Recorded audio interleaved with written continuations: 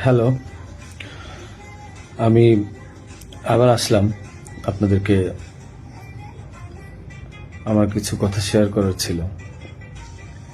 আমি ফেসবুকে ভিডিও দেওয়ার পর দেখলাম যে অনেকেই অনেক প্রশ্ন করছেন, নানা ধরনের মন্তব্য করছেন, আমার কথা হয়তো বিশ্বাস করছেন না। অনেকের একটা প্রশ্ন ছিল যে আসলে আমি দেশে আছি বা আসলে দুবাই যাইনি। আমি একটু খুলেই বলি, কারণ এই 15-20 দিন পরে যেহেতু আমি বলছি, আমি দুবাইয়ের শারজাতে আছি। এখন আমি দুবাই আসলাম কিভাবে সেটাও বলি। আমার একটা ক্লোজ ছোট ভাই আছে, খুব কাছের। তার নাম হচ্ছে কাউসার মোল্লা, তার বাবার নাম হচ্ছে ইয়াসিন মোল্লা। তো এই কাউসার মোল্লা আমার খুবই ভালো একটা ছোট ভাই, সে আমাকে সবসময় হেল্প করে। তার ওখানে আমি ছিলাম এক রাত। এক রাত ছিলাম, কারণ ওখানে থাকার পিছনে কারণ হচ্ছে মানে তার সাথে আবার আমাদের যে র্যাব 2, সেখানে খুবই ভালো সম্পর্ক। তার ওখানের একটা এএসআই আছে তুষার নাম, তার সাথে খুব ভালো সম্পর্ক থাকার কারণে সে কিন্তু প্রথম আমাকে ফোন দিয়ে জানায় যে ভাই এই ঝামেলা হয়েছে, আপনি জানতে পারছি, আপনি আমার বাসায় আসেন, এরপরে আমি আপনাকে দেশের বাইরে পাঠানোর ব্যবস্থা করব। তো আমি পরে বুঝতে পারিনি, পরে ফেসবুকে দেখলাম, দেখার পরে সে আমাকে লিঙ্ক দিল, দেখার পরে আমি তার ওখানে চলে যাই এবং এক রাত তার ওখানে ছিলাম।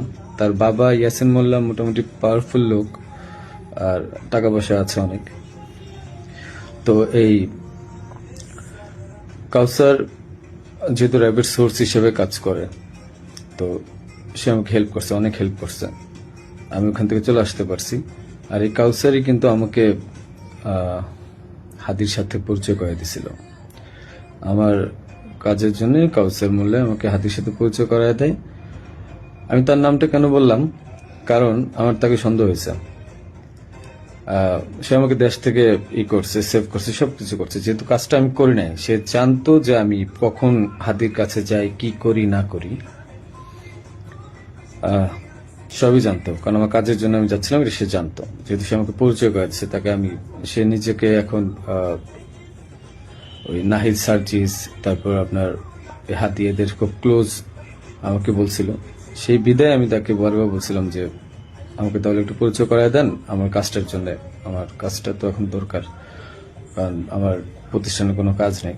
তো সে আমাকে পরিচয় করায় দেয়, কিন্তু যখন সে, আমি জানি না, ওখান থেকে চলে আসার পর, বিদায় নিয়ে চলে আসার পর হাদি গুলি খাইছে এবং সে আমাকে আশ্রয় দিছে এবং সে আমাকে সেফ এক্সিট করে দিছে, আর সে র্যাবের সোর্স হিসেবে কাজ করছে। যখন এগুলো আমি মিলাইলাম, তখন আমার কাছে মনে হলো যে সে অনেক কিছু জানে। তাই আমি তার কথাই বললাম যে আপনারা একটু, আমি বাংলাদেশের পুলিশ প্রশাসনকে বলবো যে আপনারা একটু কাউসার মোল্লা আর তার বাবা ইয়াসিন মোল্লা, এই দুজনকে একটু জিজ্ঞাসাবাদ করবেন যে আসলে মূল ঘটনা কোথায়, আমাকে কেন, আমার আমার মনে হচ্ছে তারা আমাকে ফাঁসাইছে।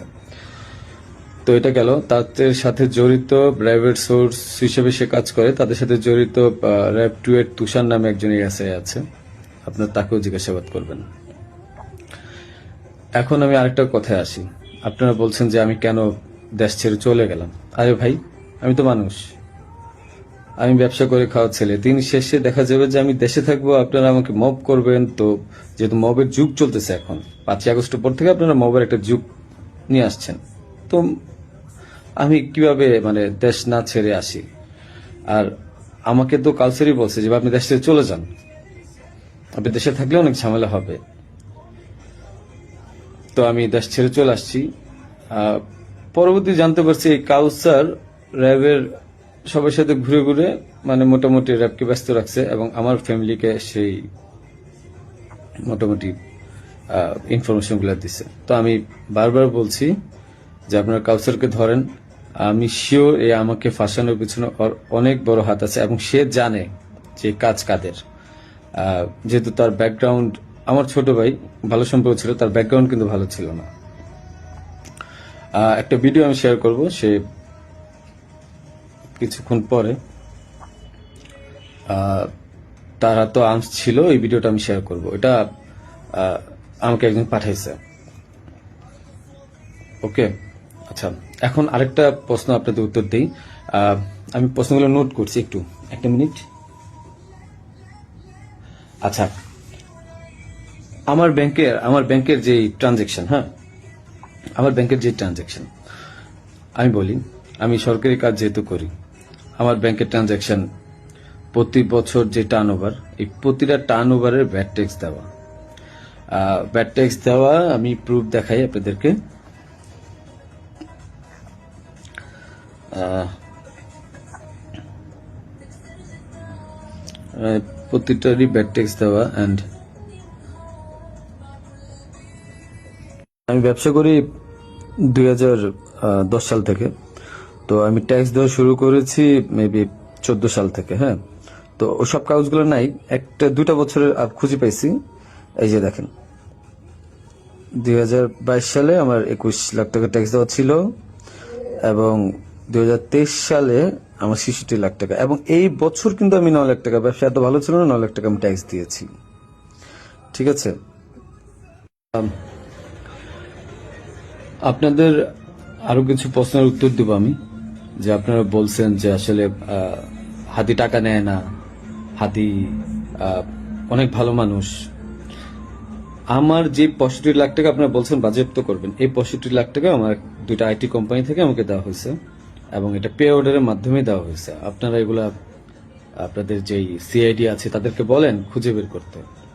এটা আমার কামাই করা টাকা, তাদের সাথে আমার ব্যবসায়িক ডিল ছিল, বিদায় এই টাকা তা আমাকে দিছে। আর এখন ওই টাকাটা আমি এফডিআর করে দিছিলাম আমার বাবুর জন্য, আমার ওয়াইফের নামে। ওই টাকাটা আপনারা বাজেয়াপ্ত করতে যাচ্ছেন, করেন, সমস্যা নাই। হাদিকে আমি 5 লাখ টাকা দিয়েছি, তার প্রমাণ হচ্ছে হাদি যখন আমার কাছে টাকা চায়, ঠিক এই টাকার উপরে আমি 5 লাখ টাকা লোন নিয়েছি ব্যাংক থেকে। আমার কাছে যদি ভাই 127,218,কোটি টাকা থাকতো, তাহলে আমি কি লোন নিতে যেতাম? আমাকে খুব মিথ্যাভাবে ফাঁসানো হয়েছে। আমি এগুলোর সাথে জড়িত না, বাবা মা জড়িত না।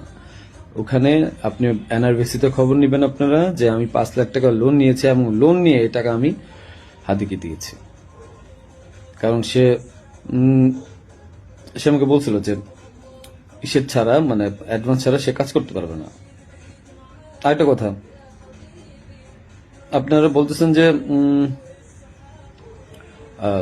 জাবের জাবের এত ভালো মানুষ, খুব ভালো মানুষ, মহৎ মানুষ, তারা টাকা নেয় না। জাবেরকে জিজ্ঞাসা করবেন, জাবেরকে ধরে এনে জিজ্ঞাসা করবেন যে এই গেঞ্জি বানায় দেওয়ার জন্য, 250 গেঞ্জি বানানোর জন্য কাকে বারবার ফোন দিছে, কার কাছে বারবার টাকা চাইছে। আমি ফয়সাল, আমার কাছে বারবার টাকা চাইছে ওরা। আর তাদেরকে, জাবেরকে আমি প্রথম 10,000 না 5,000 টাকা দিছি, সে বলছে ভাই হাদিয়া দিছে, যে নেন ফয়সাল ভাই। এত সৎ লোক আপনারা। আমাকে যে মিথ্যায় ফাঁসাচ্ছেন, আমি গেছি ভাই কাজের জন্য, বানায় দিচ্ছেন খুনি। আর আপনারা বলতেছেন যে তোমার বাবা মা বলছে, তোমার মা বলছে, তোমার বোন বলছে, তোমার বউ বলছে, তোমার উমুক এক মাইয়ারা বানায় দিলেন আমার বান্ধবী, যে উমুকে বলছে, যে সবাই বলছে যে তুমি এগুলোর সাথে জড়িত। হ্যাঁ, আমি পাগল তো, যে আমি মানুষ মার্ডার করে আমি আমার বাসায় যাব, আমি মানুষ মার্ডার করে আমি আমার বাসায় যাব, যেন আমার 14 গোষ্ঠী ধরতে পারে। মানে আমি এত বড় বোকা, এত বড় পাগল? হ্যাঁ,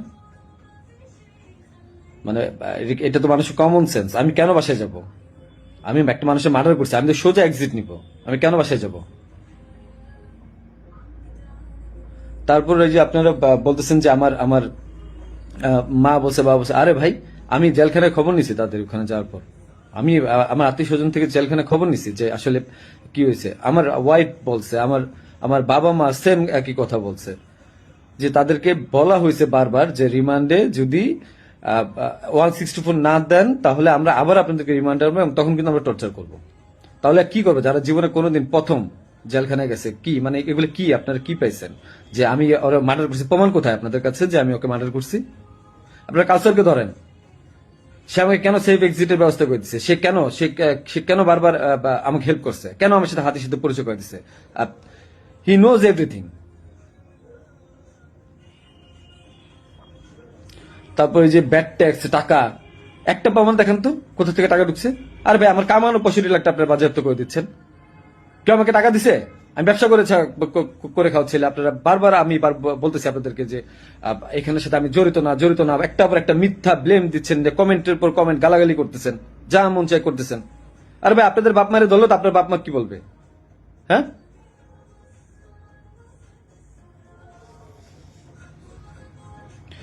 যে আপনাকে জিজ্ঞাসা করেন যে গেঞ্জি কার কাছ থেকে বাঁধিয়েছে, পতাকা কার কাছ থেকে বাঁধতে চাইছে, জিজ্ঞাসা করেন। এই খুনির বিচার হবে। আমাকে ফাঁসানোর চেষ্টা করছেন, করেন, কি করবেন? শাস্তি দিবেন, দেন। আমার বাপ মাকে তারা তো কিছু করে নাই। হ্যাঁ, পুলিশ সব জানে। কোয়া থেকে পিস্তল উদ্ধার করছেন, আমার শ্যালককে ফাঁসায় নিয়ে গিয়ে কোথা পিস্তল উদ্ধার করে নিয়ে আসছে না? যা মন চায় পুকুর থেকে পিস্তল উদ্ধার করে নিয়ে আসছে, মানে এগুলা কি ফাইজলামি? হ্যাঁ, আমার বোনের বাসায় পিস্তল পাইছেন, গুলি পাইছেন।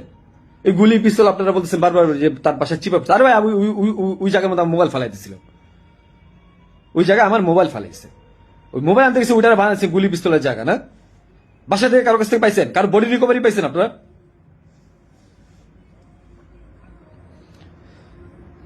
আপনি এদেরকে ধরেন, অনেক কিছু জানতে পারবেন। হাদির সাথে লাস্ট আমার একবার কথা হয়েছিল যে একটা বিষয় নিয়ে, যে ও মানে যখন ওই যে সাদিক কায়েম মেবি জামাত থেকে নিয়েছে, ও খুব আপসেট ছিল যেহেতু ও জামাতের প্রোডাক্ট। আমাকে বারবার বলতেছিল যে ভাই আমার খুব মনে হয় কষ্ট হয়ে যাবে। আমি ওরা বলছিলাম ফাইজলাম করে যে মির্জা আব্বাস ভাই তো খুবই ভালো মানুষ, ওনার কাছে যান, উনি আসলেই ভালো মানুষ। ভাই তো ভালো মানুষ, হাদি নিজেও বলছে যে মির্জা আব্বাস ভাইয়ের কাছে যান, উনি ভালো মানুষ, ওনার কাছ থেকে আপনি যা 2-4 কোটি টাকা নিয়ে আপনি নির্বাচনটা বাদ দিয়ে দেন। এটা আমি একবার ফাইজলাম করতেই বলছি। তো বলছে ভালো, তো ভাই যদি টাকা দেয় তাহলে তার নির্বাচন করা লাগবে না। তো হাদির মুখে শোনা মির্জা আব্বাস ভাই ভালো লোক মানুষ, মির্জা আব্বাসের মতো লোক এই কাজ করতে পারে না। যারা করতে পারে তাদেরকে জিজ্ঞাসা করেন। ফাইজলামের একটা সীমা থাকা উচিত। জামাত শিবিরকে ধরেন,